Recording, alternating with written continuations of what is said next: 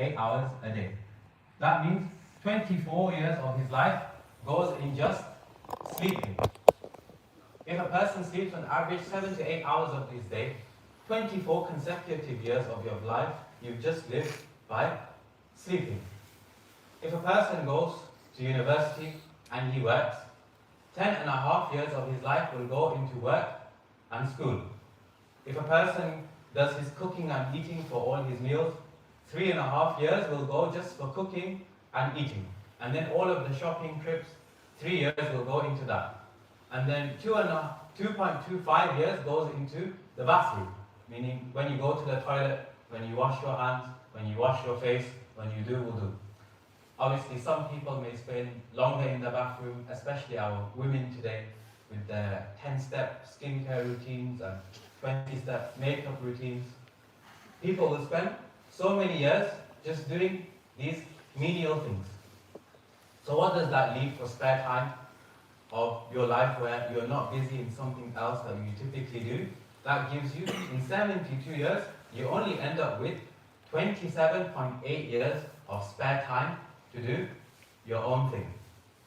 From 72 years, you only remain with 27.8 years.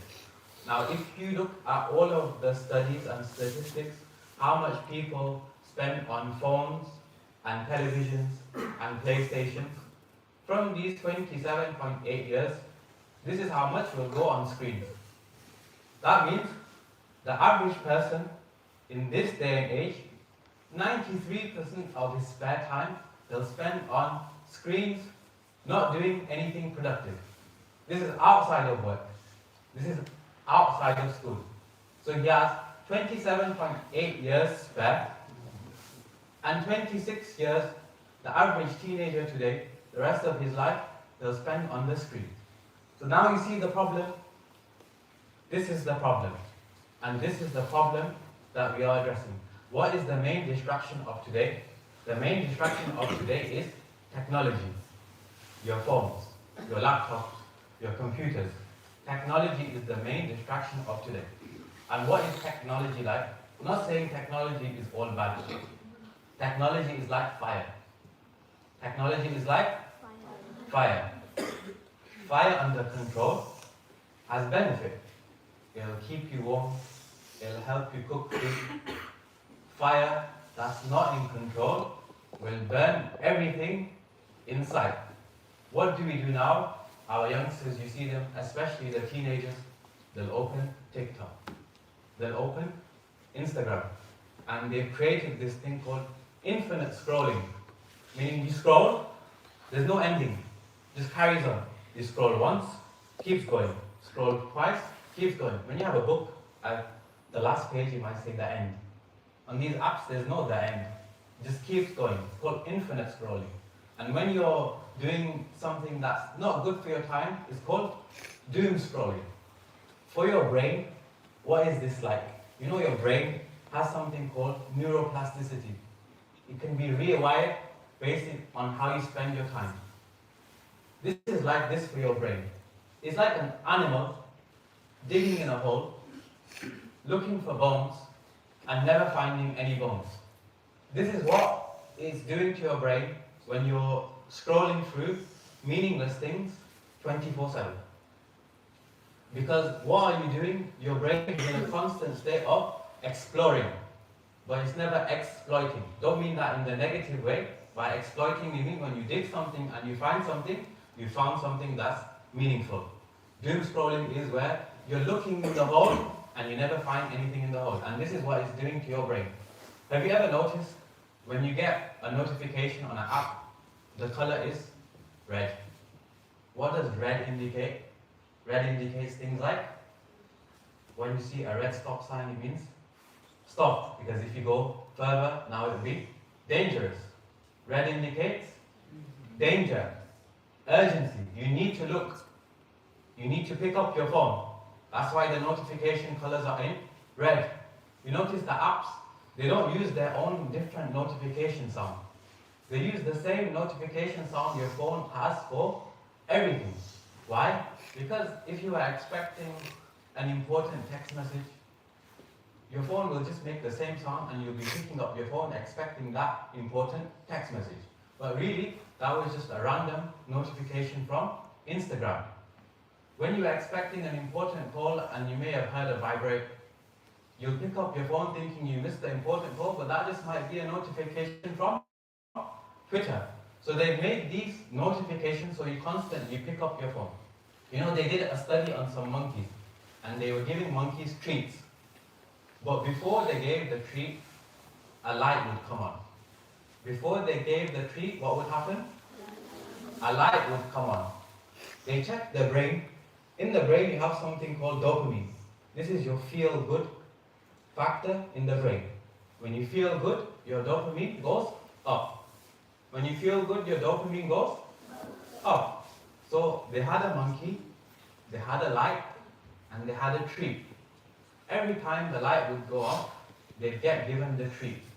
They noticed that the monkey was more happy when the light would go off than when they actually got the treat.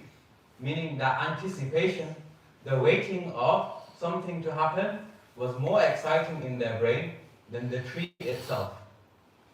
But then they did another thing. They put the lights on, and sometimes there would be a treat, and sometimes there'd be no treat. And then the times where there'd be a treat, their brain would be 10 times more happy. So what is this Instagram mechanism designed like? You scroll, you go through one reel, might have been boring. The next reel might have been boring. The next reel, it made you laugh a lot. The next reel, you found it very interesting. This is the reward deficit disorder created in the brain. If you sometimes give something good, and then for a while it's not there, and then all of a sudden you give it, the brain, it lets its dopamine go extremely high. And this is how they keep you addicted. How did they design these apps? They went to the casino. To design these apps, they went to the casino. What do they have in the casino? They have slot machines. They check what keeps people in slot machines. And they realize it's based on the fact that sometimes there's a reward, sometimes there's not a reward. When they walk away, it's not one straight line to the exit. There's curved lines that go through all the other different machines. So once you're sat at one machine and you go through the curved lines, you're going to sit at the next machine. So it tries to keep you addicted and connected as long as possible. This is why people can open an app and before you know it, 3-4 hours have passed and they've done nothing productive and they've just scrolled for hours and hours. So what are the dangers of these social media apps? The first, as we mentioned, is engineered to be addictive. It's addictive like drugs. It's addictive like gambling.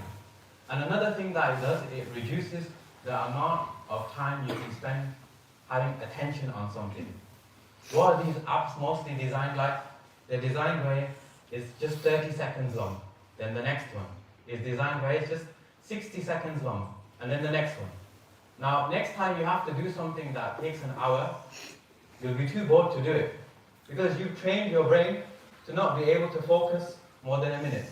You trained your brain not to be focused more than 30 seconds. What's the problem with this? The problem with this is now if you say to someone you need to do a deep work task, spend 4 or 5 hours on something, they won't be able to do it because they don't have the attention span to do so. Another thing it does is the dopamine spikes that we mentioned. What does this do? This conditions the brain to not be pleased easily because you're constantly always spiking it high and high in such short periods of times. And what does this do? This then makes people depressed. This makes people anxious. And it makes people want to compare with each other because social media is full of comparing with other people. So these are the dangers. And a new technology we are facing is AI. What has social media done? It's taken our attention. It's taken our attention. What will AI do? You know how you have friends, you spend time with friends, you have to ask for something from someone, you call them, you ask them. Now you don't need to speak to friends and let them know about your feelings or your problems. Now you just have ChatGPT. You talk to ChatGPT, he is your friend. He is your therapist. That is your assistant. You know, back in the day, if you moved out of your house and you had to cook your first meal, maybe you'd ring your mom and say, Mom, how do I scramble eggs? How do I make the masala for the curry? You'd phone your mom. Now you don't need to do that. You just go on ChatGPT and ask it for your help. So what has this done? Social media has taken away our attention. AI will now take away our attachments. We won't need friends anymore. We won't need to reach out to people anymore. And this is not good for the brain. Another thing that will happen is you'll see fake news everywhere. Because I can now make a video of somebody that looks like me and make it say whatever I want. Was that really me? No, it wasn't. If you saw the video, would you be able to tell any different? Probably not. That's why Allah subhanahu wa ta'ala says, يَا أَيُّهَا الَّذِينَ آمَنُوا إِنْ جَاءَكُمْ فَاسِقٌ بِنَبَإٍ فَتَبَيَّنُوا. That if a piece of news comes to you from a fasiq, an evildoer, فَتَبَيَّنُوا, then verify it. Why? Because then you may harm people unknowingly and then become regretful for what you have done. This is what Allah subhanahu wa ta'ala says in the Quran. That if a piece of news comes to you from an evildoer, or anyone for that matter, you should verify it. Because then if you share that news and it wasn't true, you may have harmed a person unknowingly, and then you'll be regretful for what you have done. What has another ChatGPT done? These chatbots, DeepSeek and Claude and all of them, they've made us lazy. Before, when you had to write an essay, you had to write a plan yourself. The what, the when, the why, the how, the structure, everything you did that yourself. Now you just type in ChatGPT, make my essay plan, it'll do it for you.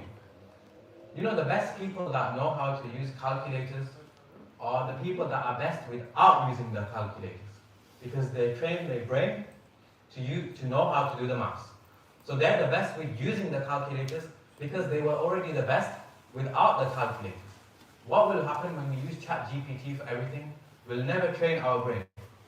Our brain was designed to do hard things. Our brain was designed to do hard things. If we're always doing easy things and our brain is never challenged, what happens? Your brain will shrink.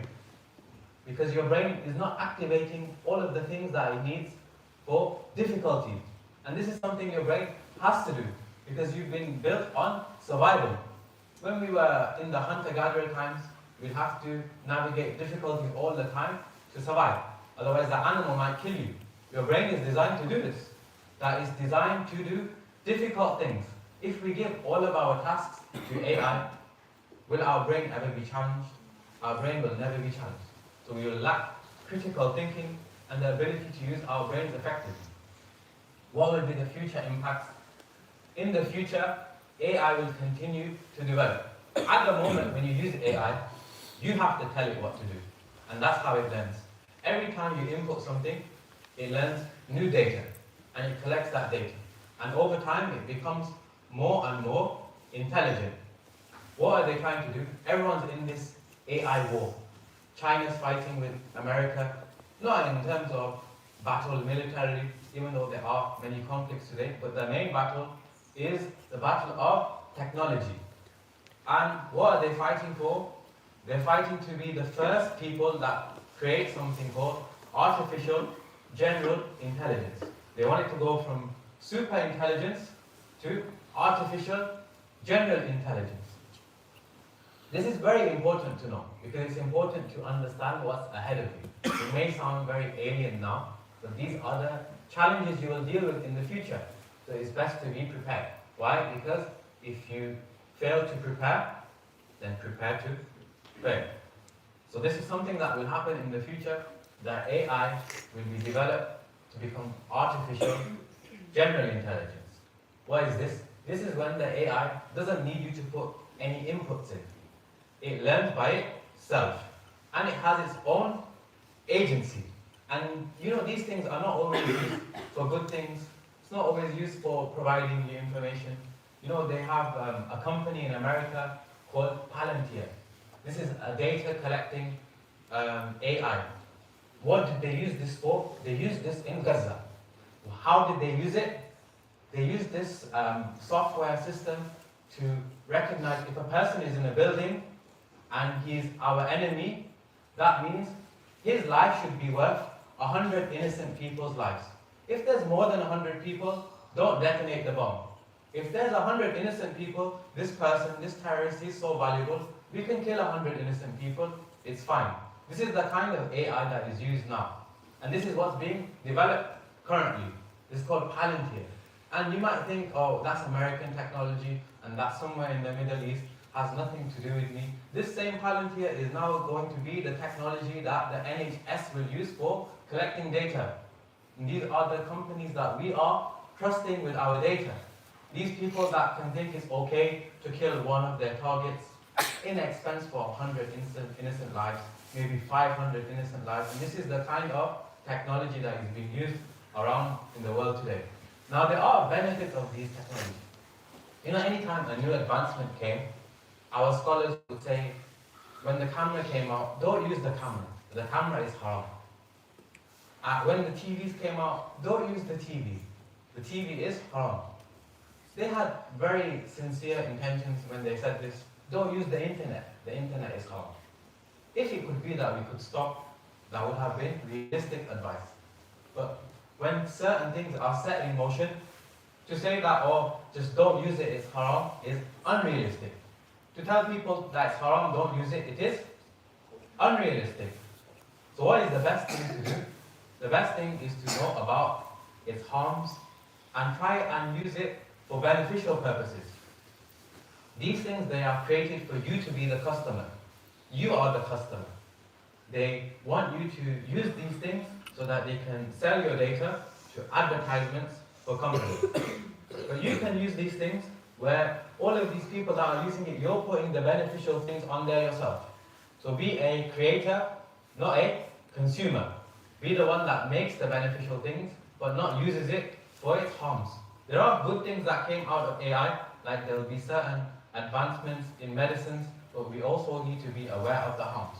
Imam Ghazali rahimahullah, he says that certain subjects, they are like poison, like philosophy.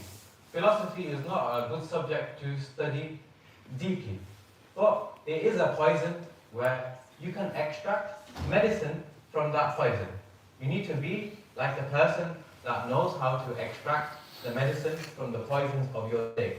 And the poison of our day is the technology, it is the social media, and it is the AI. And the last hadith we'll mention before we show some graphs. The Prophet ﷺ says, "Al-rajulu ala dini khalili, falyanzur ahadukum man yukhalil." That the person is upon the religion of his friend, and the person should take care of who he makes his friend. So you are a reflection of the people that you spend your time with. So nowadays, we don't spend time with people that much. We spend more time with our digital company. But this is your company as well. And you must take care of your digital company. And I want to show you some slides. This is a slide that is showing you people were given 10 minutes to spend on a social media platform. People are given 10 minutes to spend on a social media platform. And then a certain group were just given 10 minutes to rest.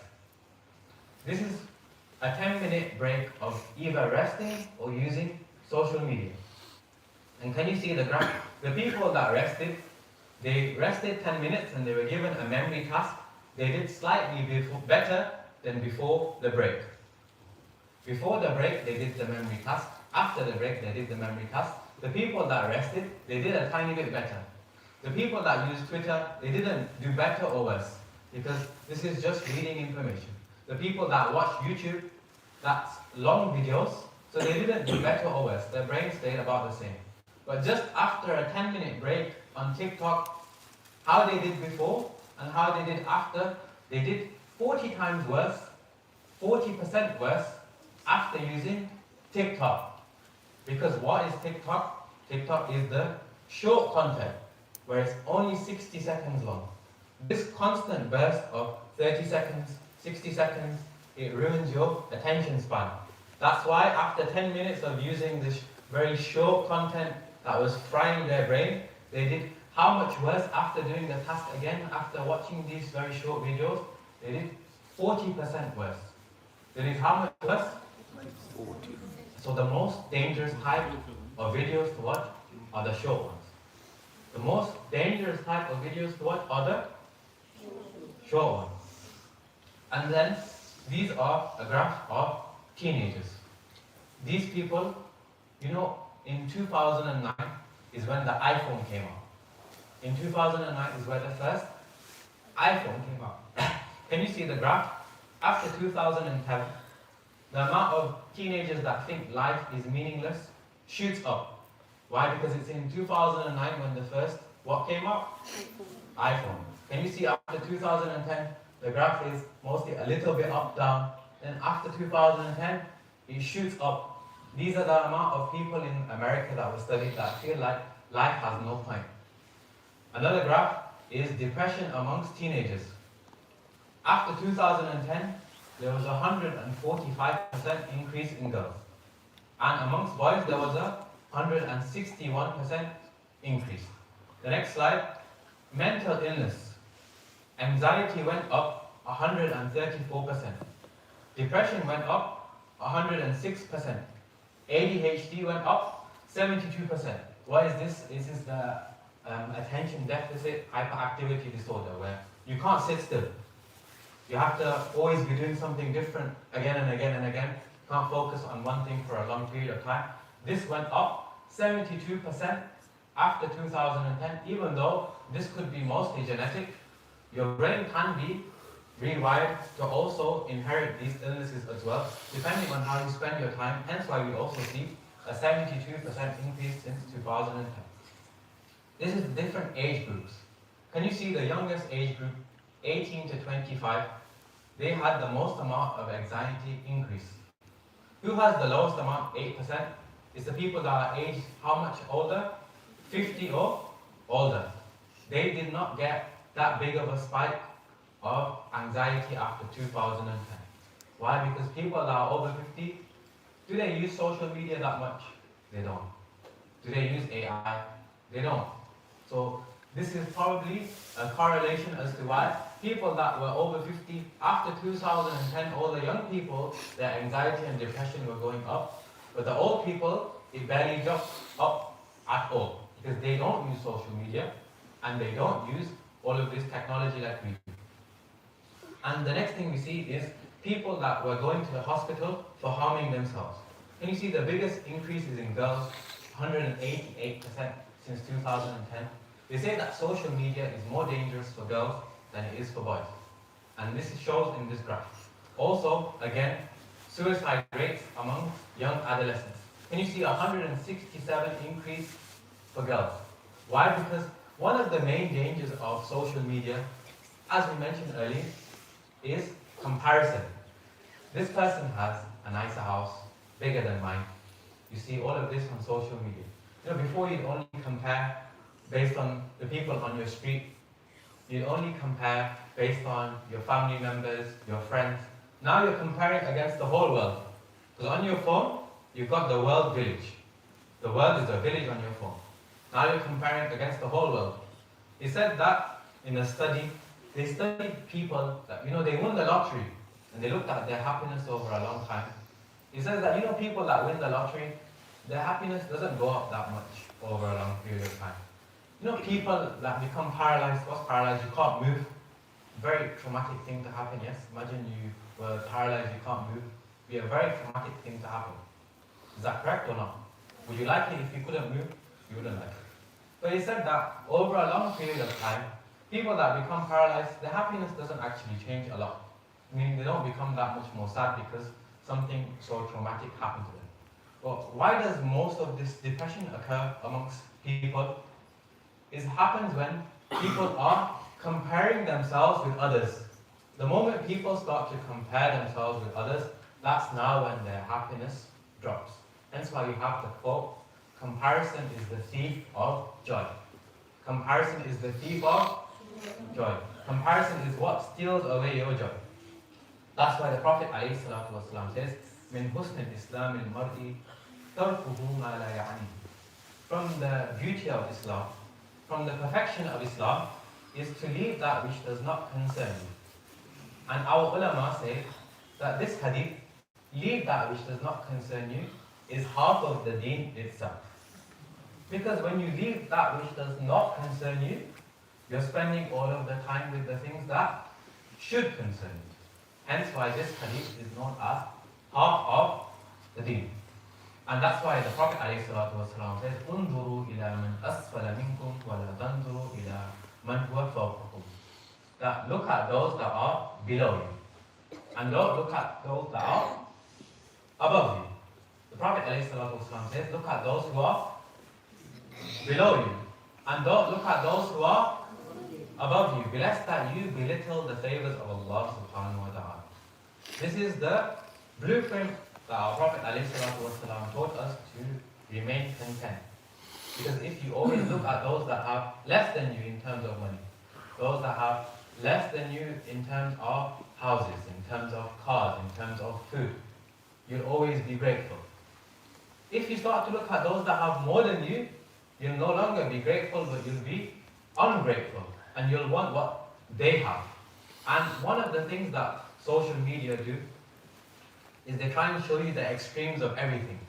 They try and show you extreme luxury. Because anything that's normal, it won't grab your attention. If you do something extreme, I brought a monkey here and it was jumping up and down, maybe those that aren't paying attention will suddenly pay attention. Anything extreme grabs your attention. Normal things don't grab your attention. That's why they show you the biggest houses with the most gold and the most diamonds. Because these things are extreme. These things are interesting. Another thing they use in social media is they don't show you happy-go-lucky, nice stuff. It's not you go real, there's a butterfly, there's a flower, there's honey. No nice little pity-patty things. What do they want to do? They want to show you things that make you angry. They want to show you things that make you angry. That you're going to react. You're going to put a comment that this is despicable. And it's going to get a reaction out of you. And this is how they make their money. By making you angry and showing you things that you can never afford. And in terms of our time, we have just 7 slides left. In terms of your time, you can make all of your time become worship to Allah subhanahu wa ta'ala. How? By purifying your intention. You can make all of your time worship to Allah. Even your sleep, even your cooking, even your cleaning. If you do something with the right intention, that becomes pleasing to Allah. If you do something with the right intention, that becomes pleasing to Allah. So, if I was to go to sleep and I say I'm resting so I can have the energy to worship Allah, that sleep itself will become worship. Hence why the Prophet ﷺ says that indeed deeds are only by their intentions.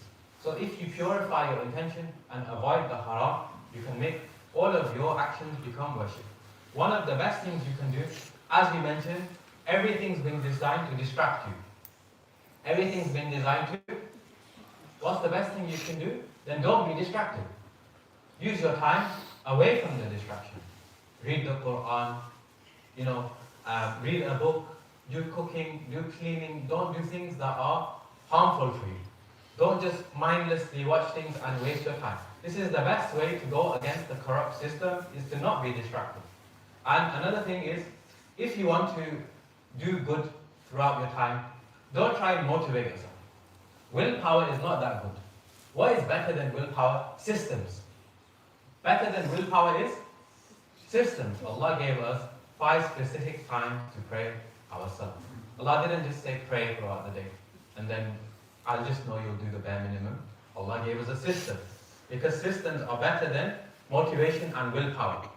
And sometimes it's okay to have nothing to do and be bored and just reflect. Reflect on the creation of Allah. Reflect upon your life. Reflect upon your actions. حَاسِبُوا قَبْلَ أَن تُحَاسِبُوا. Take account of yourself before you are taken account of. This is called white space. Where you have nothing to do, it's called white space. No one wants to have white space anymore. Everyone wants to be busy every moment. If you're just sat there doing nothing, you start getting anxious. Thinking, oh, I'm not doing anything here. May as well pick up my phone. Or, not doing anything here. May as well go on the PlayStation.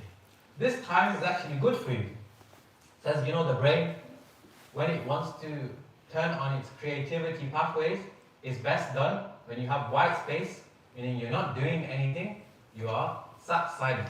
This is good for the brain. So sometimes have moments where you have nothing to do. So boredom is okay. And if you want to do things in life, you want to fill your time with good, don't just say, oh, I want to be busy. Have goals. If you say, I want to memorize the Quran, that's now a goal. You're not going to just think, oh, I'll memorize a bit here today, I'll memorize here a bit tomorrow. Make the goal. I want to memorize one juz. I want to memorize the last juz of the Quran. The moment you make the goal, that's when you're going to be more likely to do it. And one of the best things to do is if you have certain distractions, the best thing is to take it away. If you're somebody that likes to eat a lot of cake at home, then don't have cake at home. Are you more likely to eat cake in a house where the cupboards are full of cake than versus a house that has no cake? You're going to eat cake more in the house with the cupboards full of the cake. If there's no cake in the cupboard, you're probably not going to eat any cake.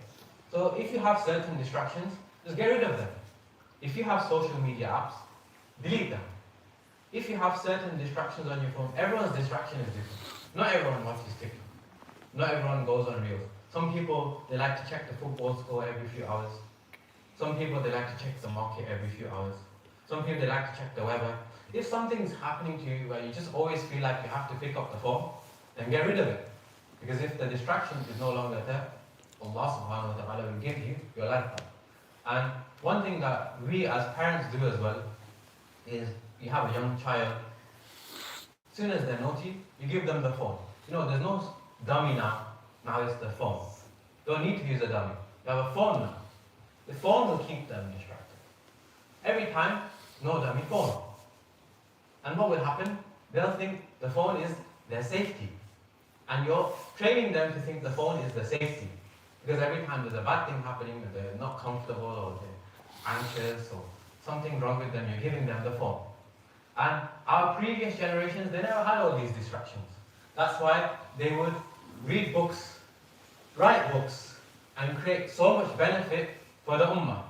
And if we don't do something, we will lose this next generation, and then it becomes a domino effect. We lose the next generation, then all the following generations will be lost as well. Come back to the first screen. All the spare time that we have, how much of the percentage of our spare time is going on screens? 93%. We have 27.8 years of our life if we live a long life. If Allah gives us the tawfiq, I pray Allah Azza wa Jal gives us the tawfiq to live a long, healthy life. If we live 72 years longer, on average, according to the average child, they're on a rate to spend 26 of their 27.8 years on screens. So if we don't do something about this problem, now you know it's a problem, yes? You see in the graphs yourself, it is a big problem. And we have to talk about it. I could have talked about virtues of the Quran, and maybe some people might read a bit more Quran or not. But when we have such a big glaring problem in front of us, why are we not addressing it? You know, one of the best things you can do is not just to start increasing your good actions, but is to get rid of all of the bad. A house that's built on a solid foundation, even if it's a small house, is better than a big luxurious house with all the amenities built on a foundation that will just crumble by itself. Yes? So before we do focusing on the good, sometimes it's more beloved to Allah that you left a bad deed than you increased your good. And these are some of the biggest distractions that we have today. And I know I finished on the last 4 slides and they're very short. So if it has been long, and I know the attention span of people is not great today, as we have mentioned, then we are almost finished. It's okay to have time to do fun things. It's okay to have time to do fun things. I'm not saying always have your head stuck in the Quran. It's not realistic. Always have your time spent in religious activities. It's not realistic. The Prophet ﷺ, he used to like swimming. He used to like horse riding. He used to like archery. This doesn't sound like reading the Quran, but the Prophet ﷺ did these things because it's okay to have activities where you give your brain a rest. Yes? Anytime you want to do something that's difficult, a little bit of rest is good beforehand. So that's why I'm saying to do halal fun is okay. So these should be wise choices. Our choices need to be wiser, not just on the phone, mindless scrolling, useless things. I'm not saying you can't learn from a 60-second clip, you can. But has anyone ever become a scholar from 60-second clips? No, they haven't. True scholarship comes by spending good amounts of time. And yes, you can spend quality time with family. Sports, these are good things. You should take your children out, make them do football, basketball, spare them being on the PlayStation. Because the exercise is good for the body, keeps the body healthy. A strong body is better than a weak body. You should do reading and things like this. The Prophet ﷺ encourages us to read the Quran. The first revelation is Iqra, read, recite. So this is what the emphasis in our deen is as well. We spend a good amount of time reading. Now we see technology, last 3 slides, is very advanced to the point where it's almost scary looking. Allah subhanahu wa ta'ala raises the question though, that those idols, these technologies, they're like idols for people. They worship them. They spend that much time on it, it's almost as if they worship them. These idols that we invoke besides Allah, so much as, can they even create a zubab? Can they even create a mosquito? Can they even create a fly with all this technology? These idols that people are invoking, they cannot even create a mosquito with this technology. Even if all of them were to come together, all of humanity, they could not even create a mosquito. Such is the grandeur of Allah subhanahu wa ta'ala's creation, that technology will never compare to even a mosquito. And what are all these things created for? I know sometimes people like to look at conspiracy theories. Who controls the world? Why is there so much evil in the world? Where is it all coming from? Is it the Rothschilds? Is it the Rockefellers? Is it BlackRock? Is it this? Is it that? Reality is, all of the evil in the world is masterminded by Shaitan. It's as simple as that. History will go on. The people who control the evil in the world will always change. You don't need to know who controls it. The story is always the same. Shaitan, he will influence evil. And the good people, they will stay away from the evil as much as they can. That's why Allah subhanahu wa ta'ala says, وَمَنْ أَعْرَضَ عَنْ ذِكْرِي فَإِنَّ لَهُ مَعِيشَةً ضَنْكًا. That whoever is distracted from the remembrance of Allah subhanahu wa ta'ala, indeed for him is a miserable life. This is what Shaitan wants. He wants you to feel miserable. He wants you to be distracted from the remembrance of Allah. Allah says only through the remembrance of Allah do hearts find peace. Shaitan wants to distract you from the dhikr of Allah subhanahu wa ta'ala, and the one who does so will live a miserable life. What does a miserable person do? They feel sorry for themselves. And they now think, well, I'm sad, may as well just sit around and do nothing. That's why Shaitan loves the depressed person. Because he can justify to himself that I'm the victim, I don't need to be productive. To just sit and lie around all day. I'm sad. Sad people, they don't have to do anything. I'm mentally unwell. Don't have to do anything. That's why Allah subhanahu wa ta'ala says that whoever is distracted from the dhikr of Allah, he will have a miserable life. That's what this battle is. Going away from the distraction, coming back to the remembrance of Allah subhanahu wa ta'ala. That's why the Prophet ﷺ said, مَثَلُ الَّذِي يَذْكُرُ رَبَّهُ وَالَّذِي لَا يَذْكُرُ رَبَّهُ مَثَلُ الْحِيِّ وَالْمَيِّتِ. The example of the one who remembers Allah compared to the one who does not remember Allah, مَثَلُ الْحِيِّ وَالْمَيِّتِ, is like the example and comparison of the one who is living and the one who is dead. So the last couple of slides, it's never too late to stop. Maybe you've spent your life being distracted by all these things, and you have not been good at using your time. Imam Abu Hanifa, who's known as Imam al-A'zam, the greatest Imam, he started his formal studies at the age of 40, and he became known as the greatest Imam. And he's our Imam. Our madhab in fiqh is Hanafi. He is our Imam. And he's been the Imam of so many billions of Muslims for more than 1,300, 400 years. So such is the great scholarship that can come even if you started from the age of 40. And the best time to start though is not to think, well, he started at 40, maybe I should start at 40. The best time is to start now. Because I have reminded you, Allah subhanahu wa ta'ala put me here. Whether Allah accepts my effort or not, I've given you a reminder. So now the reminder has come. And now it's your responsibility to use this reminder. So there's no point saying, I'll start later. Shaitan wants you to do this. Just wait to get married.